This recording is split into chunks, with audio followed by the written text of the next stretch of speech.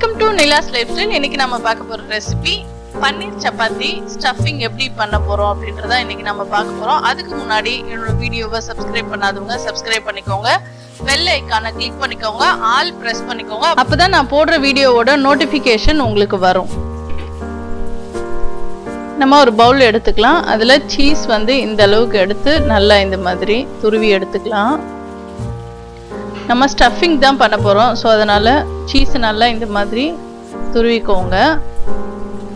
இப்போ இதோட நம்ம 1 டீஸ்பூன் கரம் மசாலா, 1 டீஸ்பூன் சீரகத்தூள், 1 டீஸ்பூன் மிளகாய்த்தூள், 1/4 டீஸ்பூன் உப்பு சேர்த்து கருவேப்பிலை கொத்தமல்லியும் இதோட சேர்த்து ஆட் பண்ணி நல்லா மிக்ஸ் பண்ணி விட்டுக்கலாம்.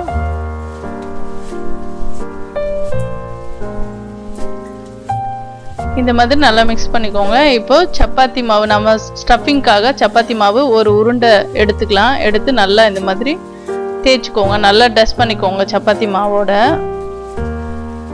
நல்லா இந்த மாதிரி தேய்ச்சி எடுத்துக்கோங்க. நம்ம 2 டைப்பாக தேய்ச்சிக்கலாம். உள்ள ஸ்டஃபிங் வச்சு ரவுண்டாக நம்ம வந்து எக்ஸஸ் மாவு வந்து ரிமூவ் பண்ணிட்டும் தேய்ச்சிக்கலாம். இல்லை நம்ம எப்பவுமே சப்பாத்தி தேய்க்கிற மாதிரி ஃபோல்டிங் வச்சும் நம்ம 2 டைப்பாக தேய்ச்சிக்கலாம். இப்போ நான் 2 டைப்பும் எப்படி தேய்க்கிறதுன்னு தேய்ச்சி காட்டுறேன். இந்த எக்ஸஸ் மாவை ரிமூவ் பண்ணிடுங்க. ரிமூவ் பண்ணிட்டு இதை நம்ம ஒரு ரவுண்டு ஷேப்பில் தேய்ச்சி எடுத்துக்கலாம். ஒட்டுது நம்ம டஸ்ட் பண்ணிக்கலாம்.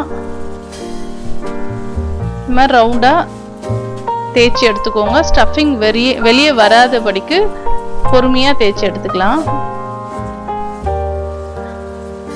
இப்போ செகண்ட் டைப் நம்ம ஸ்கொயர் டைப்பில் எப்பவுமே சப்பாத்தி தேய்க்கிற மாதிரி தேய்ச்சிக்கலாம். இந்த மாதிரியும் ஃபோல்ட் பண்ணி நீங்கள் ஸ்கொயர் டைப்பில் தேய்ச்சி எடுத்துக்கலாம்.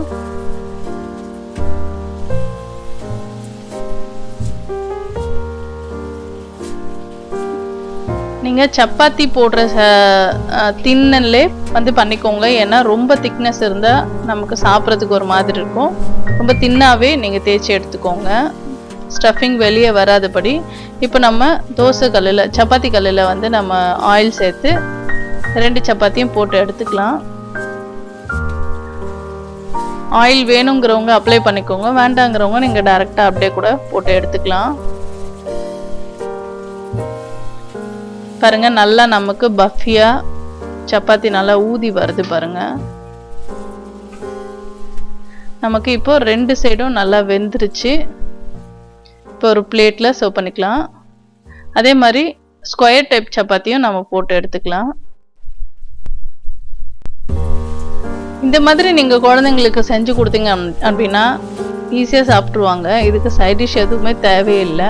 வேணா நீங்கள் தயிர் ரைத்தா வச்சு நீங்கள் சாப்பிட்டுக்கலாம். இந்த சப்பாத்தி ரெசிபி உங்களுக்கு பிடிச்சிருக்குன்னு நான் நம்புகிறேன். என்னோட சேனலை சப்ஸ்கிரைப் பண்ணுங்கள். உங்கள் ஃப்ரெண்ட்ஸுக்கும் இந்த வீடியோவை ஷேர் பண்ணுங்கள். நன்றி, வணக்கம்.